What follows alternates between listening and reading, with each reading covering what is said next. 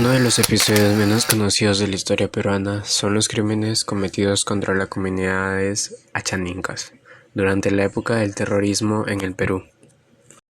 Los achaninkas son el pueblo indígena más numeroso de la selva peruana.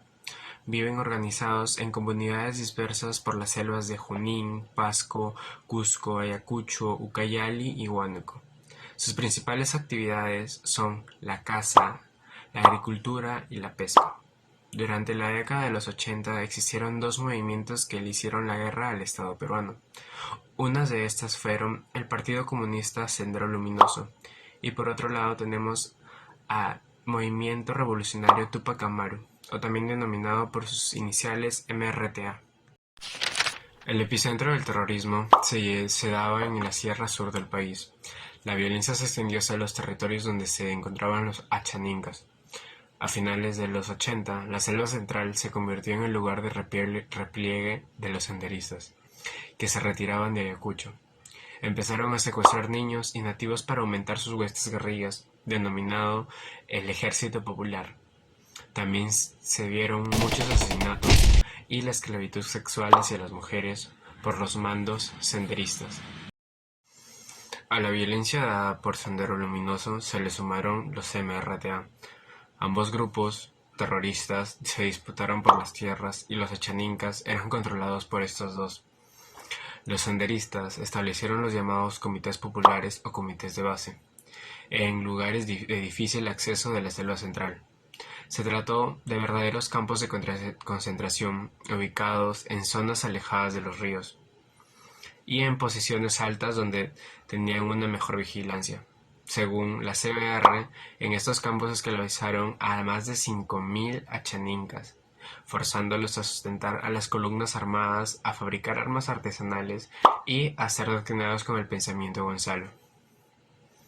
Los senderistas intentaban suprimir las relaciones de la familia y su identidad cultural en nombre de la ideología de Sendero Luminoso. Muchos achaninkas sufrieron anemia, desnutrición y murieron de hambre. Otros se vieron obligados a comer raíces, gusanos y hasta tierra. Finalmente, los achaninkas iniciaron el contraataque realizando comités de autodefensa. Existieron dos, uno creado por los militares y el otro era autónomo. En 1993, las Fuerzas Armadas y los comités de autodefensa realizaron la contraofensiva contra el terrorismo. Esto hizo que los terroristas obligaran a 10.000 achaninkas a desplazarse selva abajo. Así desaparecen 14 de las 35 comunidades que existían. Por finalizar, las Fuerzas Armadas y los comités lograron reducir al grupo terrorista, pero existieron algunos achaninkas secuestrados hasta el 2015. Los rescatados fueron agrupados en comunidades de refugio. La CBR calcula que de 50.000 achaninkas fallecieron 6.000, esto dando el 10% de su comunidad. Algunas otras fuentes nos dan a conocer que fallecieron el 20% de su comunidad. Por finalizado, daré mi opinión.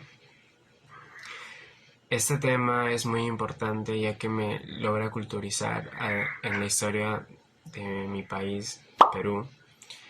Y en ese momento yo no sabía de la existencia de los achaninkas. Gracias a la clase de la Miss Candy. Y la controversia que se queda en este tema es la pregunta, si esto fue un genocida. Y muchas gracias.